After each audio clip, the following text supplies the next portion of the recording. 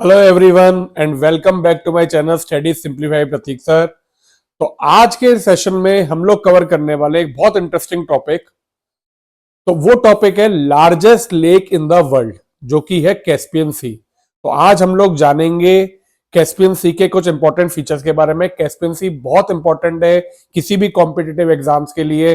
अगर आप किसी भी कॉम्पिटिटिव एग्जाम की तैयारी कर रहे हो तो उसके ऑब्जेक्टिव क्वेश्चन में कैस्पियन सी से क्वेश्चन आते हैं। और इसके अलावा अगर आप क्या कहते हैं मेंस के एग्जाम भी लिख रहे हो तो उसमें भी कैस्पियन सी जो है एक बहुत इंपॉर्टेंट ज्योग्राफिकल लोकेशन पे है, जिसके बहुत सारे इंपॉर्टेंट फंक्शंस हैं और रोल है, जिसकी वजह से ये पेपर में बहुत पूछा जाता है। तो चलो स्टार्ट करते हैं कैस्पियन सी के फीचर्स और इसके प्रॉपर्टीज के बारे में। तो सबसे पहले देखो हम लोग ये समझते हैं कि कैस्पियन सी की लोकेशन और क्या मेजर पॉइंट्स है कैस्पियन सी के। तो ये मैं आपको बता चुका हूं, कैस्पियन सी जो है वो वर्ल्ड लार्जेस्ट लेक है। तो सबसे पहले दिमाग में आता है कि बोल रहे हैं हम लोग सी और कह रहे हैं इसको लेक, ऐसा क्यों है? तो इस क्वेश्चन का आंसर हम लोग जरूर समझेंगे कि कैस्पियन सी क्यों कहा जाता है, लेकिन ये ट्रीट लेक की तरह क्यों किया जाता है। लेकिन उससे पहले सबसे पहले समझते हैं कि कैस्पियन सी की लोकेशन क्या है, क्या सराउंडिंग कंट्रीज हैं, जो कि प्रीलिम्स के एग्जाम के लिए बहुत इंपॉर्टेंट क्वेश्चन है। देखो सबसे पहले आपको ध्यान रखना है कि जो कैस्पियन सी है वो दो कॉन्टिनेंट के बॉर्डर पे लोकेटेड है, which is Asia and Europe. तो this is first major point. Caspian sea जो है it is located between the borders of Asia and Europe. ये पॉइंट याद रखना है, ठीक है। ये हो गया आपका कॉन्टिनेंट्स का। इसके अलावा दूसरी चीज, it is the world largest lake by surface area. अगर देखो कोई भी लेक जो होती है आपको पता है 3D में होती है, इसमें लेंथ, ब्रेड्थ और हाइट तीन चीजें होती हैं, ठीक है। तो अगर मैं बात करूं length into breadth into height मतलब वॉल्यूम की, तो वॉल्यूम में कैस्पियन सी लार्जेस्ट नहीं है। वॉल्यूम में कोई और लेक है जो कि लार्जेस्ट है, लेकिन अगर मैं बात करूं एरिया की, length into breadth without considering depth, तो वर्ल्ड लार्जेस्ट लेक जो है that is Caspian Sea with surface area. इसका सरफेस एरिया जो होता है वो है 4 लाख स्क्वायर किलोमीटर। मतलब आप मानो जापान जो है उसके बराबर की कैस्पियन सी का एरिया है। पूरा जापान अगर कंट्री को इसके अंदर डुबो दिया जाए तो पूरी कंट्री डूब जाएगी, पता भी नहीं चलेगा। तो कैस्पियन सी का area is equivalent to the size of Japan. इतना बड़ा एरिया है, 3,90,000 स्क्वायर मीटर, इतना बड़ा एरिया है कैस्पियन सी का। इसके अलावा तीसरी चीज अब बात करते हैं कि ये जो लेक है this is a salty lake. इसका जो पानी है वो सॉल्टी है। ज्यादातर जो लेक होती है these are fresh water lake. तो जो कैस्पियन सी है that is a salty lake. और क्योंकि ये किसी ओशन से कनेक्ट नहीं है, देखो लेक्स की डेफिनेशन क्या होती है ज्योग्राफी में, हम कोई भी ऐसी बॉडी जो कि चारों तरफ लैंड से सराउंडेड है और किसी भी ओशन से डायरेक्टली कनेक्ट नहीं है, उसको मैं लेक्स कहता हूं, ठीक है।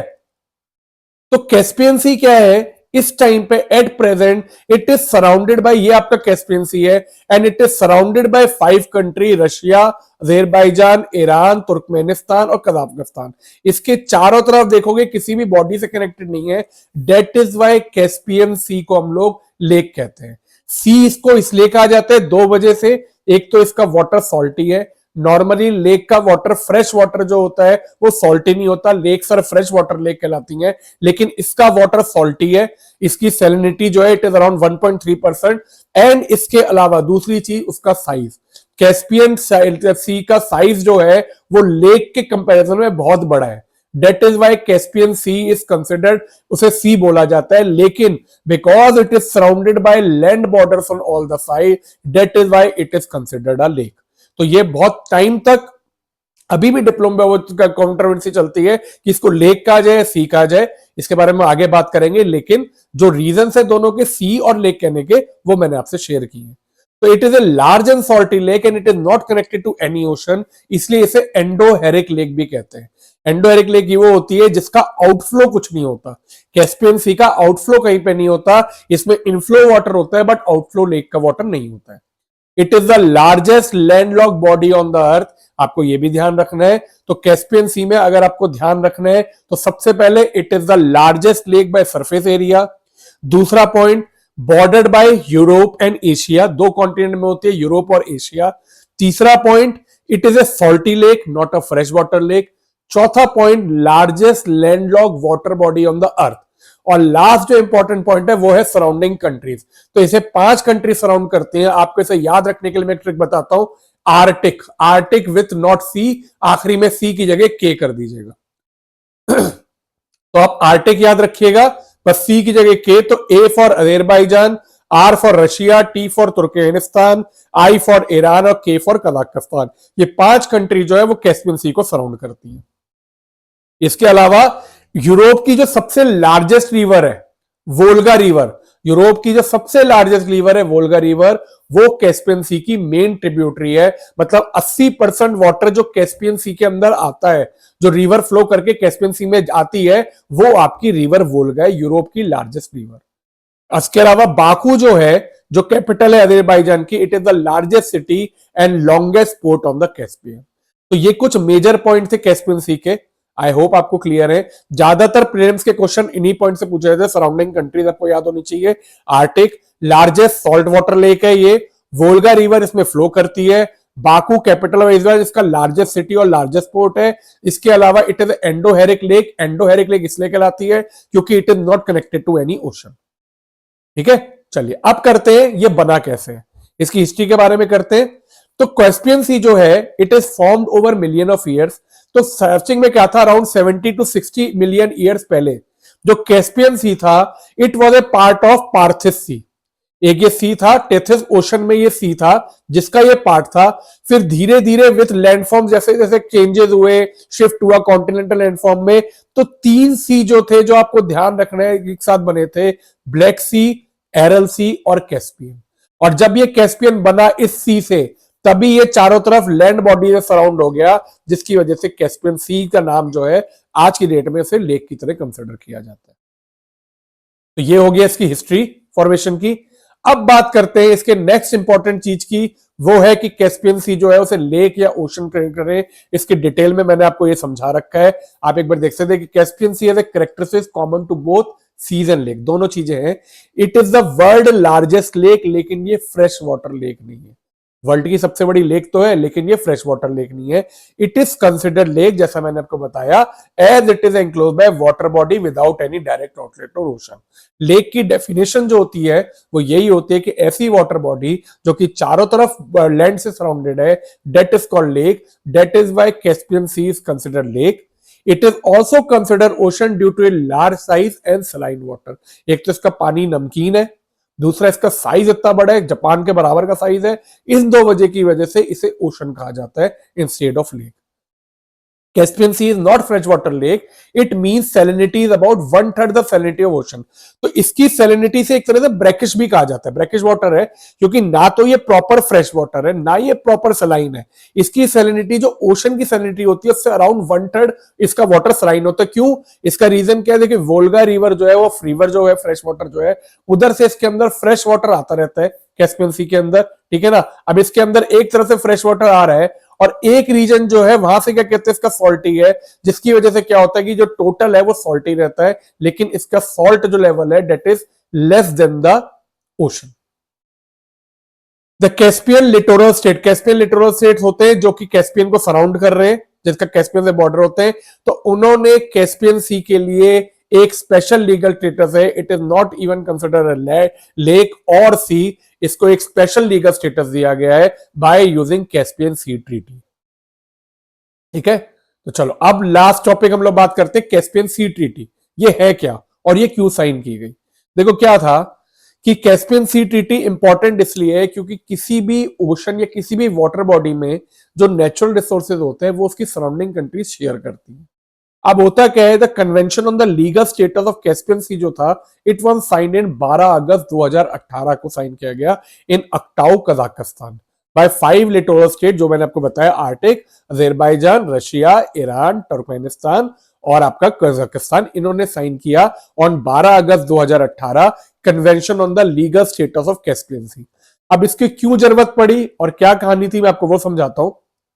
देखो था क्या, ये जो साइन कन्वेंशन था इससे हुआ क्या कि कैस्पियन सी को एक स्पेशल लीगल स्टेटस दिया गया, जिसका मतलब कि ना तो उसे सी कहा गया ना उसे लेक कहा गया, उसे एक स्पेशल लीगल स्टेटस दिया गया।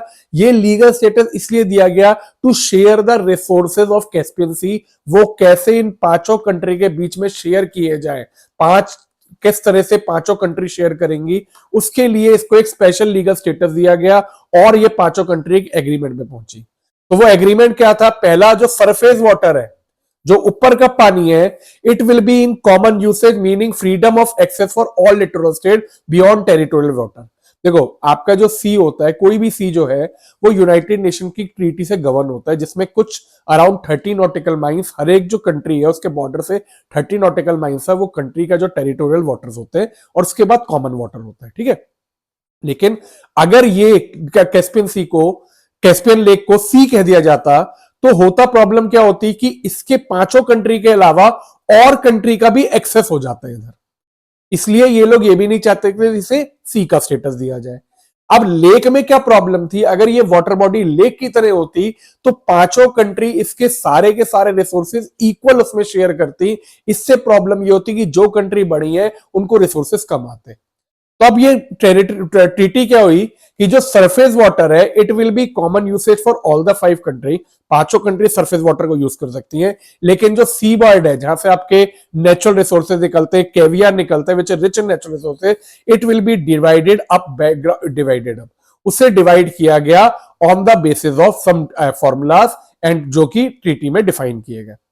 तो इस ट्रीटी को साइन करने का रीजन ये था कि पहले खाली 2 कंट्री थी, सोवियत यूनियन यूएसएसआर और ईरान 1991 में, तो जब तक तो ये दोनों रिसोर्सेज जो थे आराम से शेयर हो जाते थे।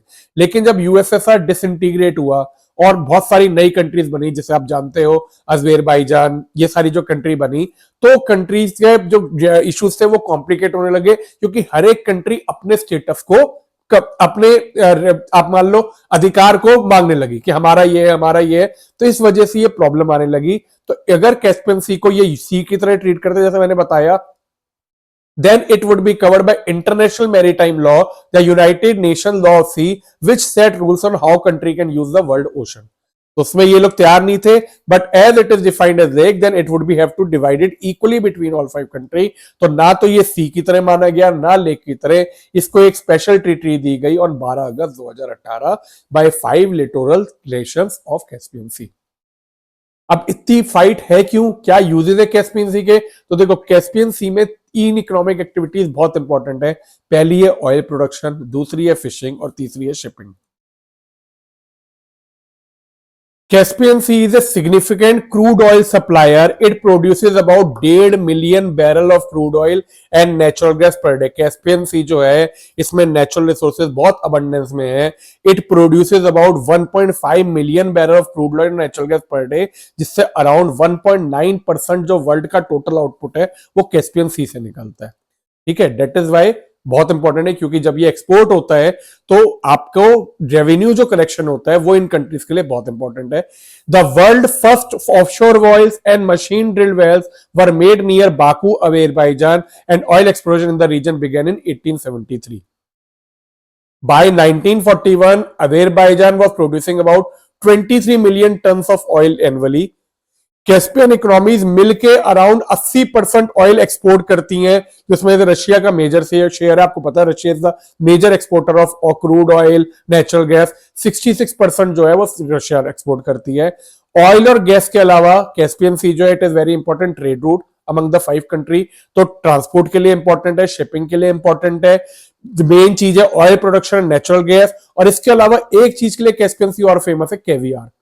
कैवियर जो होती है एक फिश है स्पेशल स्ट्रोजन फिश, जिससे कैवियर जो होता है वो बनता है। तो ये around 80 to 90% of the world caviar जो है it is source from the Caspian. तो that is why Caspian is important, आपको पता होना चाहिए। अगर मेंस का आंसर लिखना है तो आपको इसकी ये सारी चीजें पता होनी चाहिए अगर कैस्पियन सी से रिलेटेड, कि ये क्यों इंपॉर्टेंट है, क्या चीजें मिलती हैं। तो ये मैंने इन ब्रीफ आपके लिए कैस्पियन सी वर्ल्ड लार्जेस्ट लेक को पूरा कवर किया है। आई होप आपको ये लेक्चर अच्छा लगा हो। कोई प्रॉब्लम हो तो प्लीज नीचे कमेंट में लिखिएगा, और ऐसे और लेक्चर देखने के लिए और सुनने के लिए मेरे चैनल को सब्सक्राइब करिए, लाइक करिए, वीडियो को शेयर करिए जितना हो सके, और अगले मिलते हैं अगले लेक्चर में एक नए टॉपिक के साथ।